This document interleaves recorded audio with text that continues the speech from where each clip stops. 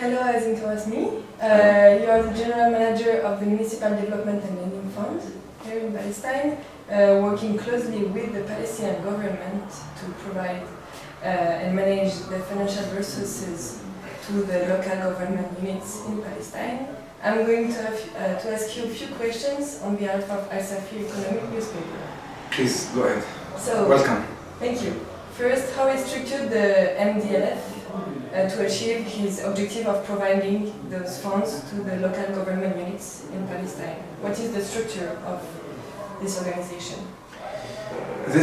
First, thank you for visiting us here at MDLF and at my office. You're mostly welcome. Yes. And it's a pleasure always for me to talk about MDLF and its functions, structures, and how we are helping the Palestinian community and the development of Palestine in this critical period. MDLF has been established so that it can, in a unique situation, as a semi-governmental organization, so that it can implement the policies of the government, the policies, rules, regulations that the government pursues through the Ministry of Local Government. Okay. That's why the Minister of Local Government is sharing our board of directors, and a number of governmental organizations are represented on the board. But it's not only government organizations, because the role of the municipalities is very important. So we have the two big municipalities represented in the board, which is Nablus municipality and Hebron municipality. Of course, together with civil society, because the role of civil society is very important, and it is requested to be as a key stakeholder with us and participate in the decision making of MDLF. So we have different representation on the board of directors. That's why I said this organization is a very important organization, because it's not a governmental and it's not a private, it's a semi-governmental. It works to implement the policies of the government through translating such policies into projects and programs that are implementable. And we support such projects with the municipalities. Our clients are the municipalities. So we provide our services and our money to projects, programs that support the municipalities to better serve their people. This is through two key channels. One is by directly supporting infrastructure development, and the other is by supporting the municipality itself, the structure and the functions and the capacities of the municipality. So there's a capacity building package program that consists of a number of capacity packages, like strategic planning. So you provide the package to the municipalities? Yes, but based on their request. And the same with the infrastructure. We don't impose anything on the municipalities. We consult with them, we talk to them, we communicate. We have our daily contact with the municipalities. Our strength is our communication with the Ministry of Local Government and with the government, and our communication with the municipalities. The more we have clear understanding of the policies of the government, and we participate in shaping them from bottom up, to also communications with the municipalities, because at the end they have to submit the priorities based on their consultation with their communities. They submit to us their needs. I'm receiving everyday needs from the municipalities on projects that are of urgent need to their communities. And we decide here if it goes with our mandate, with our criteria, and then we will come back to that. And then we approve that topic. Where do the financial resources come from? Like the Palestinian government, where does it come from? The taxation mainly, and also the donors. Who are they? Like, is it NGOs, countries? We have 10 donors to MDLF, including the Palestinian Authority. We have, but they are all international community donors. like we have the World Bank institution, we have the French AFD, we have the German KfW. It's all government. So it's private institution, private organization, international organizations? It's, yes, governmental organizations that support us based on a decision from the government. And for example, if we have 10, for example, if we have $100 million, we have 10% that the Palestinian Authority have to put from its money so that support and to show commitment to such important organization. So 10% comes from the Palestinian Authority every cycle that we work on, and of course the rest from the international community. And these 10%, where are they from? Is it like taxation from Palestinians or? It's from the Ministry of Finance. Ministry of Finance. Okay. Of course, part of it is from taxation. Okay. But we have commitment also from the Ministry of the budget of the Ministry of Local Government also. Fine. What are the responsibilities of the local government units toward the inhabitants of Palestine? Are they elected, or how is it working? Yes, they are elected. Actually, today, the local government sector is one of the few democratic institutions on the public level. They are strong organizations because they are elected, and we hope that the democracy and the elections and the peaceful transform of power in all the institutions. Like democracy is not a one-time election. We have mayors that and board of council members for the municipalities that need to be elected every 4 years. And they are, how do you say that? They give the inhabitants like campaigns, projects. We have campaigns. Yeah, and like projects on what they Of want course, to they do. promise before we have the campaigns where they promise what they will implement, what they will achieve for their communities, and their communities, whether in the Gaza Strip or West Bank, Northwest, Middle, in every locality, whether it's a municipality or a local government unit, as possible. Mayors and council members of municipalities are elected based on the program that they submit and they present to their people. And of course there's always some politics here and there, but I think we have a successful experience, and we are proud of the local government sector and the achievements until now. There are always challenges to how much the space, because we are living still under occupation. The financial resources are limited, many constraints, but our mayors and our local government leaders are trying their best to better serve the people. We are here to support them together, of course, with the Ministry of Local Government. So you just talked about Gaza and the Gaza Strip and the West Bank. Is the Palestinian government acting in Gaza, or is there differences in also the MDLF actions in Gaza, in the Gaza Stripes, or in the areas A, B, C of the West Bank? Is it different? We work as MDLF, and we have a government unity. We work in the Gaza Strip and West Bank in a very transparent, professional manner. Meaning, I deal with all the municipalities in the West Bank and Gaza with the same criteria. The same way, okay.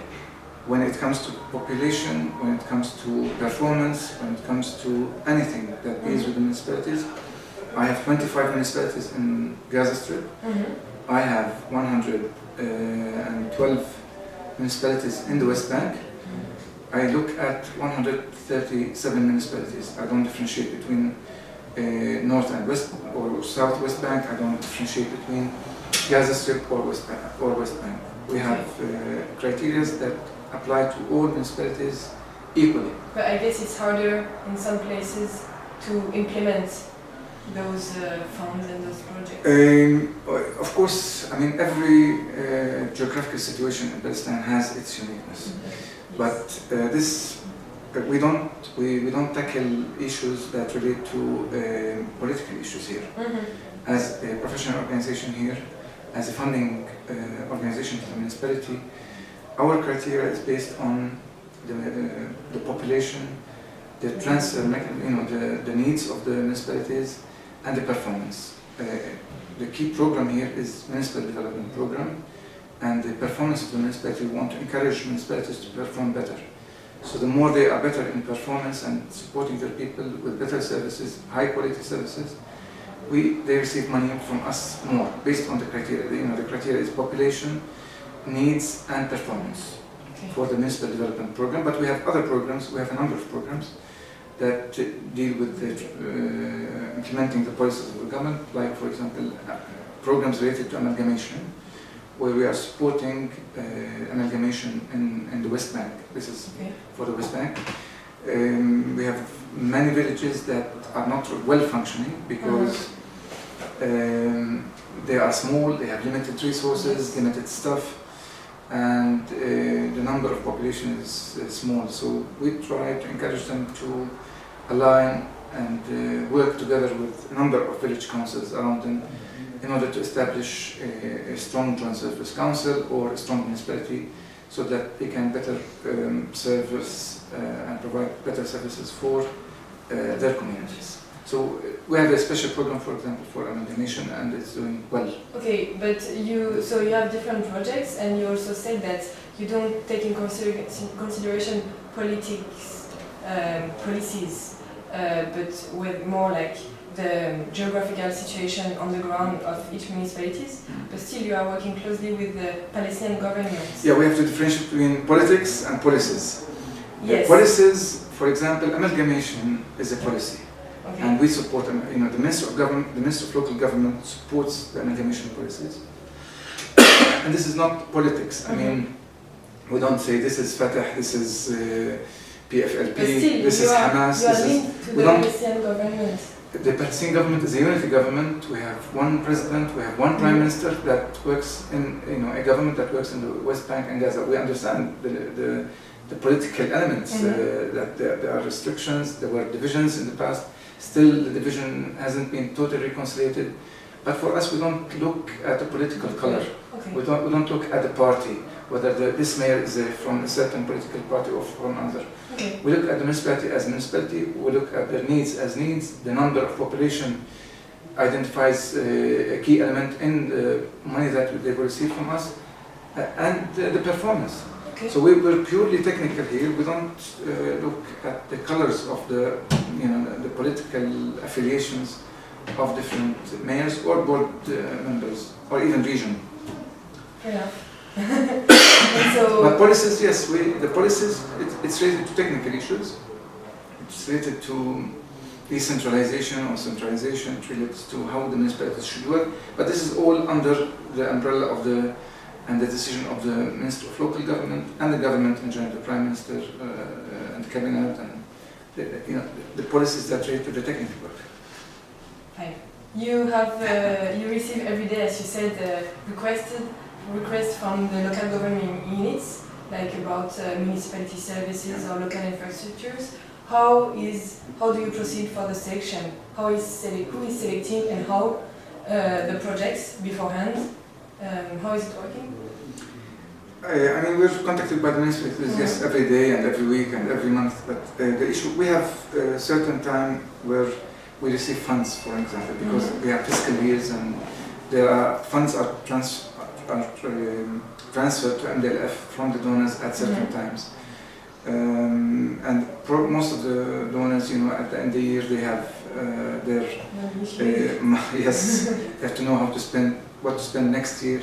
And we try to work with the donors so that they meet their needs and we meet our needs. We have today, for example, and these days, we have since 2 months known roughly how much money we will be tackling in the coming year and a half and 2 years. So, and this is for the second cycle of the program of the Municipal Development Fund. It's a program, as I told you, a specific program among other programs that we are working.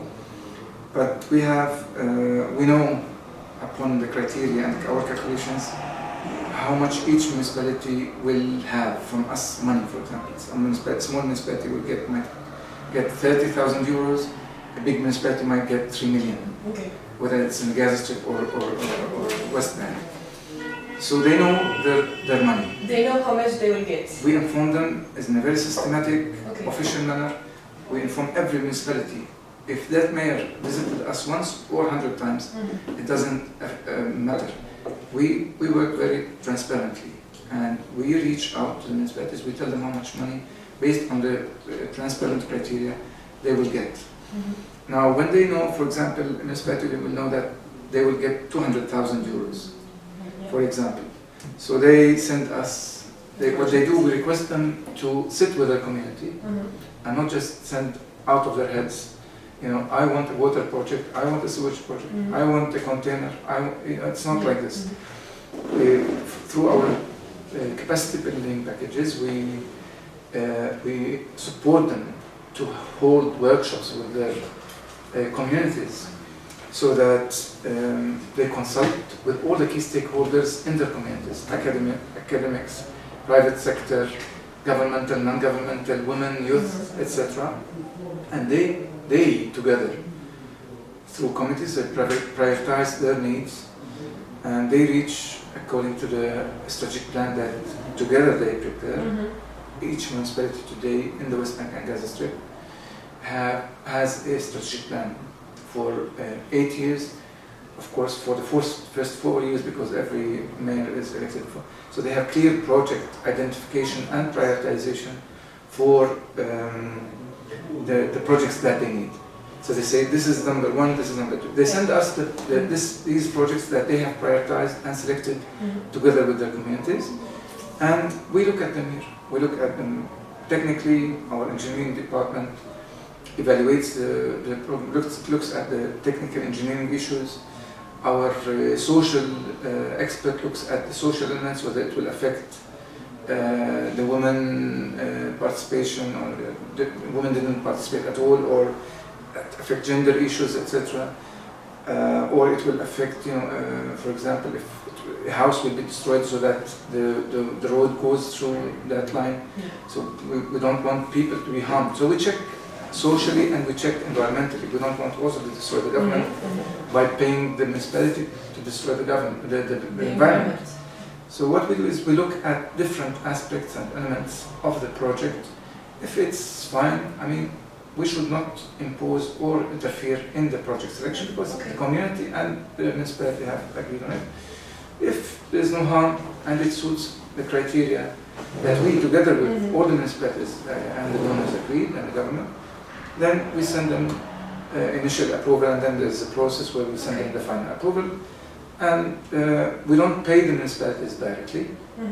The contractors implement the program project with the municipality, and we pay the contractors after they finish the project, and the project is well received by the municipality. The municipality informs us, okay, everything is fine, the road has been paved well, this building has been done, you can pay the contractor.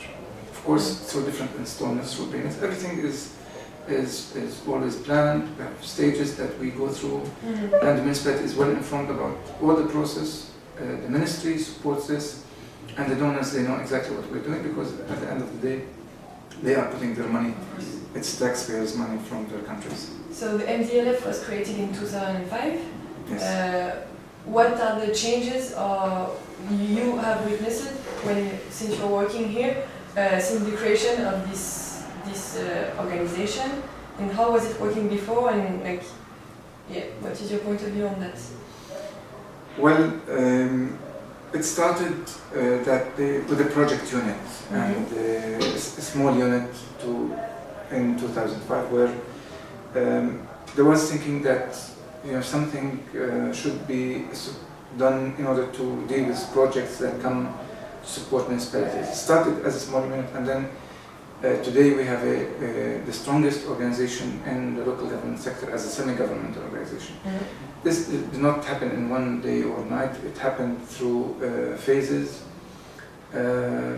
strong efforts from the Ministry of Local Government and the different consecutive ministers and the team of the ministry, and the staff of MDLF and the consecutive directors of MDLF, the donors, and of course there are already changes in the staff, but there were huge contributions from the government, from MDLF staff, and executive management from the donors who are closely cooperating with us. They're not just throwing money for free.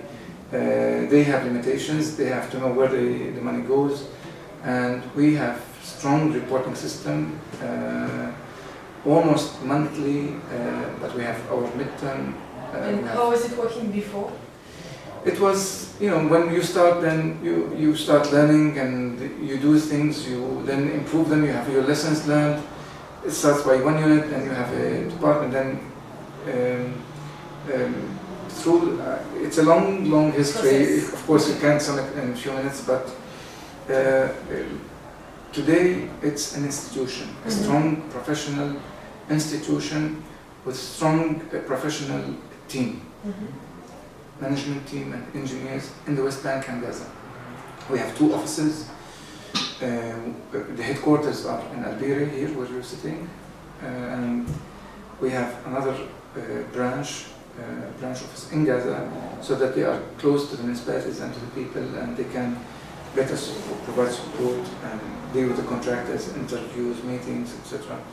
So with our headquarters, and we are a strong organization, and it's not a project unit, so we're not just implementing projects. It started as a small unit and started growing, and then the evolution got us where we are today, and we are very proud and we are very thankful to all the efforts that led us here. Of course, we have a vision from the government, and this vision proved to be a very successful mission.